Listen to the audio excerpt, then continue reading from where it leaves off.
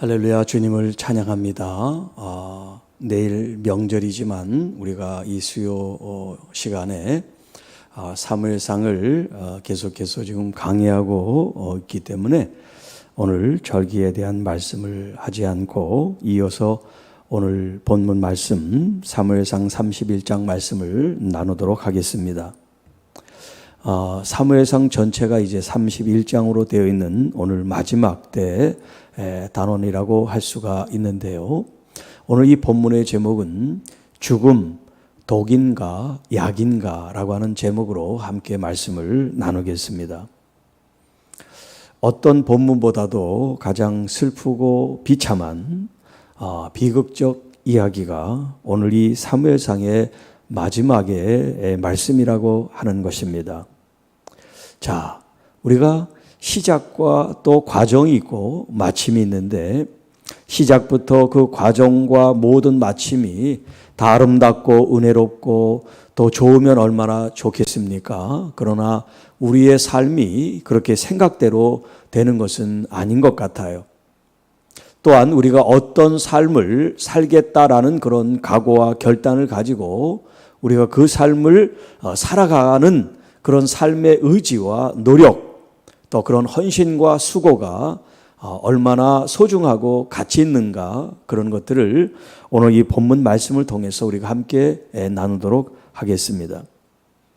자, 오늘 31장은 오늘 이 본문 속에서 이제 죽음이 등장을 하고 있습니다. 다름 아닌 다윗을 그렇게 죽이고자 했던 사울 왕이 결국 죽는 이야기인데 자기만 죽는 것이 아니라 자기의 세 아들과 또 전쟁에 참여했던 많은 이스라엘 백성들이 죽는 비극적이고 또 민족적인 애가가 오늘 본문의 말씀이라고 할 수가 있습니다. 자, 여기 블레셋 사람들이 이스라엘을 침해, 지금 블레셋과 이스라엘이 서로 진영에서 이제 대치를 하고 있었죠. 블레셋은 수넴이라는 지역에 또 이스라엘은 길보아라고 하는 지역에 서로 이제 진영을 꾸리고 대치를 하고 있는데 먼저 이제 전쟁을 시작한 것은 블레셋 사람들입니다. 이미 그들은 블레셋 사람들이 이스라엘 이 진영 안으로 나라 안으로 들어왔기 때문에 전쟁에 대한 선전포고를 먼저 한 거죠. 자, 거기에 대해서 이스라엘 백성들은 이제 사울 왕이 군대를 뽑아서 이제 서로 대치하고 있는 그런 상황이에요. 그런 상황 속에서 이제 블레셋이 먼저 공격을 시작합니다. 공격을 시작한다는 것은 그만큼 군사력이 이제 상대국보다 더 우세하기 때문이라고 할 수가 있죠. 전력적으로 약한데 먼저 공격하는 것은 그것은 병법에 맞지 않는 거죠. 전쟁을 하기 위해서는 먼저 강한 사람이 공격을 하게 돼 있습니다. 물론 기습 공격도 있긴 하지만 그건 전공법이 아니죠. 지금 이렇게 양쪽이 서로 대치하고 있는 그런 상황 속에서 기습할 수 있는 그런 전략은 효과가 없기 때문에 자, 이 블레셋 사람들이 이제 이스라엘을 치게 되는데 그 결과는 말할 것도 없이 이스라엘의 완전 패배라고 할 수 있어요. 병사들이 서로 싸우고 죽는 것이 아니라 이제 한 나라의 왕과 이제 그를 따르던 그 왕자들까지도 같이 이제 모두가 다 처참하게 죽는 그런 패전을 겪고 말입니다. 물론 이것도 하나님의 계획과 섭리죠. 오늘 새벽에도 말씀드렸지만 하나님께서 하신 일은 모든 것이 다 옳습니다. 사람의 관점에서는 우리가 패했으니까, 우리가 전쟁에 졌으니까, 또 많은 사람들이 사륙당하고 죽었으니까 안타까워하고 괴로워하는 것은 인지상정이지만 하나님의 큰 계획과 섭리 속에 보면 하나님은 한 번도 틀리지 않고 하나님은 항상 옳은 길을 걸으셨다는 것을 역사가 우리에게 보여주고 있습니다. 사실 오늘 이렇게 사울과 그의 아들과 이스라엘 백성들이 패하는 것은 이미 예고가 되어 있었습니다. 예고가 되어 있었어요. 이게 중요합니다. 우리가 정말 전혀 모르는 미래를 사는 것과 예고된 삶을 사는 것하고는 달라야 되는데도 불구하고 그 예고된 삶이 예고된 삶에 대한 말씀을, 삶에 대한 예고를 말씀하셨지만 거기에 대해서 대비하고 준비하고 거기에 반응하지 못한 그 결과가 비극이기 때문에 이 비극을 누구 탓으로 할 수가 없단 말이에요. 하나님 왜 그들을 전쟁에서 지게 하셨습니까? 그들을 살려주시지요. 왜 불쌍히 여기지 않으셨습니까? 그렇게 말할 수 없다는 거예요. 왜? 이미 하나님께서는 오래전부터 그렇게 이미 말씀하셨기 때문에. 그 말씀을 이루어지지 않기 위해서는 그가 돌이켰어야죠. 죄 없는 다윗을 쫓는 것이 아니라 하나님의 기름 부은 그 다윗을 존중해 주는 것이 하나님을 존중하는 건데, 이 사울은 하나님을 존중하는 마음이 없었다는 거예요. 이게 바로 비극의 시작입니다. 하나님을 경외하지 않는 것, 하나님을 존중하지 않는 것, 이것이 모든 신앙생활의 비극이고 또 시작이라고 말할 수가 있습니다. 그렇기 때문에 여러분, 우리가 신앙생활하면서 정말 하나님을 경외하고 하나님을 존중히 여기고 하나님께 정말 우리가 영광을 돌린다는 것, 하나님을 정말 높이 영광을 돌린다는 것은 우리 신앙생활에서 너무나 중요한, 신앙생활에서 가장 중요하다고 얘기할 수 있는 우리의 믿음의 지표 혹은 표지, 우리의 신앙의 모습이라고 할 수가 있습니다. 사람을 두려워하지 아니하고 하나님을 두려워한다는 것, 하나님을 공포스러운 대상으로 삼는 것이 아니라 그분을 너무나 존경하기 때문에 우리가 그분에 대한 이런 거룩한 마음, 하나님에 대한 이런 우리 자신의 존재로서 감히 하나님을 하나님으로 부를 수 없는 그런 경외심, 경외의 마음을 갖는 것이 믿음 생활의 가장 기본이고 기초고 또 우리의 이 과정 속에 필요한 것이라고 하는 겁니다. 하나님을 두려워하고 하나님을 경외하고 하나님을 존중하면 하나님의 말씀을 최고로 생각해야죠. 그 말씀을 내가 생명같이 여기고 그 말씀을 지키려고 힘을 다 썼어야 되는데 이 사울은 그러지를 않았다는 거예요. 어떻게 보면 이스라엘의 첫 번째 왕이 되는 게 이게 얼마나 놀라운 일입니까? 얼마나 영광스럽고 명예로운 일입니까? 처음에는 그가 그렇게 겸손하게 하나님께서 주신 이 왕위를 받았단 말이에요. 그런데 그 마음이 변했다는데 문제가 있습니다. 사랑하는 성도 여러분, 우리가 정말 변할 것이 많이 있지만 하나님을 향한 우리의 마음은 변화없는, 우리 하나님께서 에무나처럼 변화가 없으시고 거짓이 없으신 하나님처럼, 하나님의 성품이 그러한 것처럼 오늘 자녀된 우리들도 하나님의 그 마음처럼, 하나님의 그 성품처럼 변함없는 마음을 간직하기를 바랍니다. 우리가 아프니까, 억울하니까, 힘드니까, 고통이 있으니까, 괴로우니까 마음이 변하는 건 이 세상 사람들이 하라 그러고, 오늘 우리들은 그 어떤 위험과 그 어떤 어려움이 있어도 내 마음은 주님을 향하여 바뀌지 않습니다. 더 고통스러워도, 더 힘들어도 나는 주님을 놓치지 않습니다. 주님을 사랑하는 이 마음을 그 무엇과도 바꿀 수가 없습니다. 여러분, 그런 고백을 하나님 옆에 하실 수 있기를 바랍니다. 하나님이 소위 아이들 마로 뿅 가는 거예요. 하나님께서, 야, 이 자식이 나를 이렇게 사랑하는구나, 이렇게 나를 신뢰하고 믿는구나, 하나님이 뿅 가신단 말이에요. 사랑하는 성도 여러분, 하나님을 뿅 가게 하십시다. 이것도 믿고 저것도 믿고 이렇게 의심 저렇게 의심하지 말고 하나님을 믿을 때는 확실하게 전혀 흔들림 없는 그런 믿음으로 하나님을 믿자고요. 그리고 하나님을 신뢰하십시다. 그리고 하나님께서 우리에게 주신 날마다 일용할 양식과 모든 하나님의 공급하시는 은혜에 대해서 정말 감사해야 돼요. 감사해야 돼요. 이 사울은 그 감사가 없었어요. 그 감사를 계속해서 유지했더라면 아마 이런 비극을 맞이하지 않았을 거예요. 그런데 감사하지 않았어요. 하나님을 우습게 여겼어요. 그러니 하나님 명령도 자기 마음대로 좋은 건 하고 싫은 건 안 하고 입에 달면 삼키고 쓰면 뱉는 그런 모습을 했다는 거죠. 사람들의 눈치, 장로들, 참모들, 권위 있는 사람들, 힘 있는 사람들, 그 사람들의 비유에 맞추려고 했던 그런 인간적인 그런 모습들, 결국 그것이 그의 오늘을 오게 했어요. 예고된 미래. 비극을 경험할 수밖에 없는 그의 장래를 하나님은 이미 사무엘 사사를 통해서 말씀했지만 그는 그를 듣지 않았다는 겁니다. 자, 그 한 사람이 불순종함으로 얼마나 많은 사람들이 비극을 겪는지 오늘 본문을 보십시다. 이스라엘 사람들이 블레셋 사람들 앞에서 도망하여 길보아 산에서 엎드려져 죽으니라. 이스라엘 사람들, 전쟁에 참여했던 그 병사들, 청년들, 장정들, 그런 나의 아들, 자녀들이 이렇게 무참하게 할례받지 못한 블레셋 사람들에 의해서 엎드려져 죽임을 당했다는 거예요.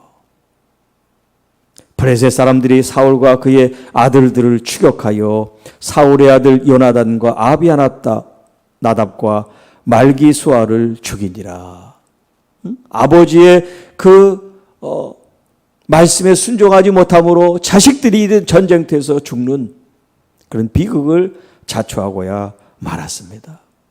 아들 삼형제가 절지의 한날 원수의 손에 무참히 죽는 일이 일어났다고요. 사울이 패전함에 활 쏘는 자가 따라잡으니 사울이 그 활 쏘는 자에게 중상을 입으니라. 지금 이 적군의 블레셋에 이 활 쏘는 이 용사에 의해서 지금 사울이 중상을 입었다는 거예요. 정통으로 맞고 살 수 없는 그런 피해를 지금 입게 된 겁니다. 그때 사울이 자기 옆에서 무기를 들고 있는 호위 병사에게 얘기를 합니다. 내 칼을 빼어 그걸 나를 찌르라는 거예요. 저 할례받지 못한 사람이 와서 자기에게 모욕을 줄 거를 두려워하는 마음으로 지금 무기 든 자에게 얘기하지만 감히 왕을 죽일 수 없기 때문에 벌벌벌벌 떨고 있는 거예요. 왕이 명령하지만 그 명령에 순종할 수가 없는 겁니다. 그러니 사울이 자기가 스스로 칼을 뽑아서 그 위에 엎드려졌다. 여러분, 중상을 입어서 몸도 잘 가누지 못하는 그런 상태예요. 지금 적에게 죽느냐, 무기든 자에게 죽느냐. 그런데 이 무기든 자가 자기를 죽일 수 없다고 하니까 스스로 자기 칼을 이제 땅에 꽂고 거기에 자기가 엎드려서 결국 숨을 마치는, 자결하는 그런 장면이 나옵니다. 무기든 자 역시 사울이 죽었다는 것을 알고 자기도 자기 칼 위에 엎드려 사울 왕과 함께 죽게 되었습니다. 사울과 그의 세 아들과 무기를 든 자와 그의 모든 사람들이 다 그 날에 함께 죽었더라. 정확하게 몇 명이 죽었다고는 나오지 않지만 아마 수백 명이 이 전쟁터에서 죽었을 거예요. 골짜기 저편에 있던 이스라엘 사람과 요단 건너편에 있는 자들이 이스라엘 사람들이 도망한 것과 사울과 그의 아들이 죽었음을 보고 성읍들을 버리고 도망하매 더 이상 전쟁을 해봐야 승산이 없다는 것을 알고 자기들의 생명을 부지하기 위해 자기들의 성읍을 그대로 두고 도망을 하는 이스라엘 백성들을 생각해 보세요. 어디 남자들만 도망갔겠어요? 부녀자들 도망갔겠죠? 어린아이들도 도망갔겠죠? 그리고 또 도망가는 그들을 이 블레셋 사람들이 추격하고 쫓고 하는 것을 한번 생각해 보세요. 자, 성읍을 버리고 다 도망을 가니까 블레셋 사람들이 거기에서 그 성읍에서 살게 됐다. 그런 말씀을 합니다. 또 그 이튿날 블레셋 사람들이 죽은 자를 벗기러 왔다가 이제 전리품을 취하기 위해서 온 거예요. 그때 사울과 그의 세 아들이 길보아 산에 죽은 것을 보게 됩니다. 그리고 사울의 그 머리를 베고 그의 갑옷을 벗기고 자기들의 그 신당, 바알 신당, 다곤 신당, 그곳에 백성들에게 알리고 그것을 갖다가 거기에다가 이제 사람들이 보게 만듭니다. 그리고 사울 왕의 갑옷은 아수다롯 그 여신의 집에 두고 그의 시체는 벳산 성벽에 못 박으니라. 여러분, 지금 사울이 그냥 스스로 자결한 걸로 끝나지 않았습니다. 죽었으면 그냥 죽었다 생각하고 돌아가야 되는데 그러질 않은 거예요. 이 블레셋 사람들이 사울 왕의 목을 칩니다. 그리고 목 없는 그 시체를 벽에다가 못을 박습니다. 사람들의 조롱거리가 되게 합니다. 새들의 머리거리가 되게 만들었어요. 이런 비극이 어디 있어요? 죽는 것도 비참한데 그 죽은 시체를 가지고 이렇게 모욕을 지금 당하고 있습니다. 이것은 사울 왕의 모욕이 아니에요. 이것은 하나님의 선택된 이스라엘 백성들의 모욕인 것입니다. 이것은 교회의 모욕인 것입니다. 이것은 하나님의 자녀들의 모욕입니다. 이 모욕은 우리가 자초한 것입니다. 이게 더 아프고 이게 더 괴로운 거예요. 이게 더 아파요. 이런 모욕, 이런 손가락질, 이게 바로 우리가 자초한 거라니까요. 이런 모욕을 당하지 않을 수 있는데 우리가 하나님의 말씀을 떠났기 때문에 우리가 이 모욕을, 이 조롱을, 손가락질을 지금 당하고 있는 겁니다. 얼마나 더 비참하게 모욕을 당해야 정신을 차릴까요? 얼마나 더 목배임을 당해야 주님 앞에 돌아올까요? 우리 교회와 한국 교회가 온 열방 하나님을 믿는 자들이 언제까지나 하나님을 우습게 여기고 하나님을 떠나 조롱받는 인생으로 이런 비극을 맞이해야 되냔 말이에요.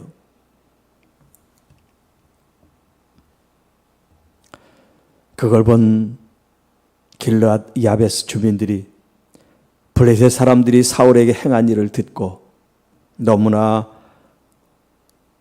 고통스러운 거죠.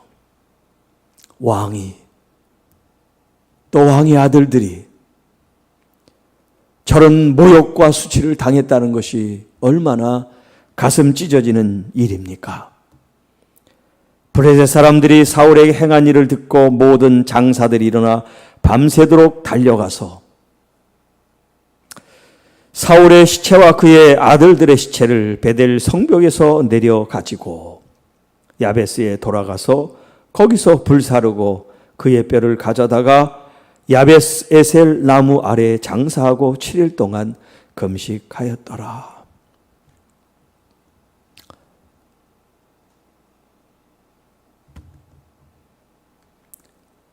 여러분, 어떤 죽음이든지 모든 죽음은 슬프고 아픔이 있습니다.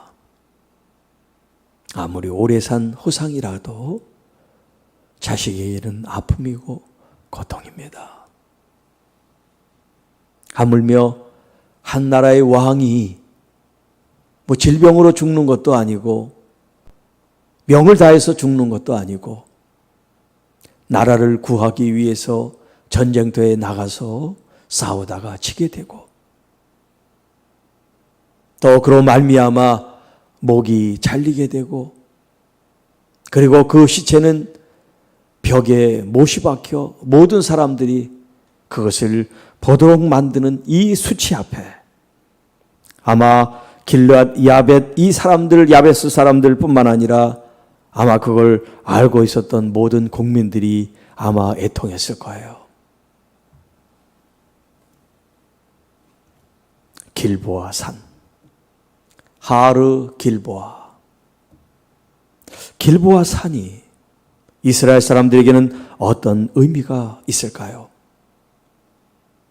이 길보아 산은 사울 이 왕의 죽음 이후부터 이스라엘 사람들은 하나님으로부터 선택받지 못하고 하나님으로부터 버림받은 사람의 심판 저주가 있는 산으로 이제 그 산이 의미화되고 상징화되어 내려왔습니다. 여러분, 이 자연 하나님께서 만드신 이 산과 산맥들, 이 산천과 초목들이 무슨 죄가 있겠어요? 사람들이 잘못해서 어떤 산은 명산이고 어떤 산은 복 있는 산이고 어떤 산은 팔복산이고 어떤 사람은 신의 산이고 어떤 산은 하나님의 임재가 있는 산이고 또 어떤 산은 축복의 산, 그리심산, 그 다음에 어떤 산은 축복이 아닌 저주의 산, 에발산이 되고, 오늘 여기 이렇게 길보아산 같은 경우는 하나님의 버림받은 자의 최후가 있는 죽음의 산이라는 이런 비극적인 이름이 붙게 되었다는 거예요. 이 산이 잘못해서가 아니라 그 산에서 죽은 그 사울 왕 때문에 이런 불명예스럽고 저주스럽고 수치스러운 이름이 붙었어요. 길보아, 하르 길보아. 이 하르, 이 길보아산은 죽음을 의미합니다. 선택받지 못한 사람의 죽음, 하나님의 심판, 하나님의 저주를 상징한다 이 말이에요. 제가 제목으로 여러분에게 말씀을 드렸습니다. 죽음, 그것은 독인가 약인가 라는 제목을 여러분에게 드렸습니다. 여러분, 이 죽음이라는 것이 우리가 어떤 마음으로 이 죽음을 의미를 또 생각을 하고 우리의 삶을 드리냐에 따라서 이것은 우리에게 독이 될 수도 있고 약이 될 수도 있기 때문에 그렇습니다. 인간은 한 번 왔다가 한 번 죽습니다. 언제 죽을지 모를 뿐이죠. 어떻게 죽을지 모를 뿐이지 모든 인간은 왔다가 돌아가게 되는 것이, 이것이 자연의 법칙입니다. 아무리 믿음이 좋아도 아무리 신실해도 이 자연 법칙을 거스를 수는 없습니다. 올 때는 순서가 있지만 갈 때는 순서가 없습니다. 병 살 수도 있고 사고 살 수도 있고 자연 살 수도 있고 죽는 종류는 여럿이지만 어쨌든 간 사람은 한 번 왔다가 돌아가게 돼 있습니다. 죽음. 물론 살면서 항상 죽음을 생각하면서 사는 사람은 아마 없죠. 죽음이 뭐 좋은 거라고 죽음을 자꾸 떠올리며 살겠습니까? 많은 한 번쯤은 깊이 우리의 죽음의 이 문제를 직면하고 생각할 수 있는 시간이 필요합니다. 이 죽음을 정리할 시간과 마음 다짐과 각오가 필요하다는 거예요. 왜 그럴까요? 이 죽음을 어떻게 생각하느냐에 따라서 앞으로 내가 살 날이 달라지기 때문입니다. 삶의 내용이 달라지고 삶의 목적이 달라지고 삶의 방향이 달라지기 때문에 한 번쯤 깊이 이 죽음의 문제를 우리가 짚고 넘어가야 된다는 거죠. 그냥 언제 오겠지, 뭐 어떻게 죽겠지, 이렇게 막연하게 생각하는 것이 아니라 어떤 죽음이 내 앞에 오더라도 그 죽음을 정의할 수 있고 그 죽음의 의미를 우리가 믿음의 눈으로 규정할 수 있다면 어떤 죽음이든지 그 죽음은 독이 아니라 약이 될 수가 있단 말이에요. 그런데 사울을 보세요. 하나님께서 경고한 메시지를 들었습니다. 그가 예고된 그 장례를 알았습니다. 결국 하나님 앞에 버림받으면 어떤 죽음을 당할 것을 그가 알았어야 되는데 그 생각을 하지를 않았던 거죠. 두 번의 기회가 있었습니다.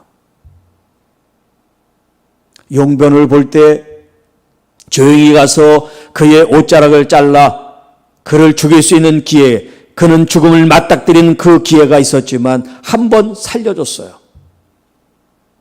두 번째는 잠을 자고 있는데 가까이 다가가 그의 물병과 창을 가지고 돌아오죠. 얼마든지 다윗이 죽일 수 있는 그런 기회가 있었지만 또 살려줍니다. 이렇게 자기 생명이 정말 귀중한 걸 깨닫다면 다윗의 그 생명도 존중하는 그 법을 알았어야 되는데 사울은 그때뿐이었어요. 그때뿐이었습니다. 그래서 결국 이런 수치와 모욕을 결국 자기가 자초한 겁니다. 저는 이게 슬프고 이게 분한 거예요. 사울에게 지금 분한 것이 아니라 오늘 우리의 삶을 살아가는 사람들에 대해서 분하다는 거예요. 우리 삶을 우리가 아름답게 거룩하게 구별되고 하나님 앞에 드리는 삶으로 살아야 됨에도 불구하고 하나님을 믿는다고 하면서도 하나님 없이 사는 것 같은 그런 모습을 하는 사람들의 최후가 보이기 때문에 그게 마음이 아프고 괴롭고 불안 거예요. 왜? 사단의 밥이 되잖아요. 사단이 지금 우리를 갖고 놀잖아요. 사단이 지금 막 공기 떨돌듯 하는데 우리는 그것도 모르고 흥청망청 이 세상과 짝해서 하나님의 말씀을 동떨어지면서 우리가 신앙생활 그렇게 하고 있지 않습니까? 진짜 정직하게 하나님 말씀에 손을 얹고 정말 나는 말씀대로 살지는 못해도 살려고 몸부림치고 애쓰고 혀를 깨묻는 그런 마음으로 내 입술을, 내 말을 제어하며 내 입술 속에 저주와 미움의 말이 아닌 사랑과 축복의 말을 할 수 있는 그런 모습으로 내가 지금 살아가고 있냐는 거예요. 쉽잖아요. 뒷담화하기.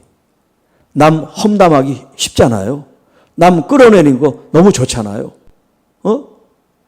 이게 그리스도인들 안에서 이런 일들이 벌어지고 있을 때 하나님의 마음은 얼마나 찢어지고 아프냔 말이에요. 하나님은 말씀으로 우리에게 이미 경고하시고 예고하셨어요. 그런 삶을 살면 어떤 결과가 오는지 어떤 최후를 맞는지 하나님의 말씀이 기록되어 있단 말이에요.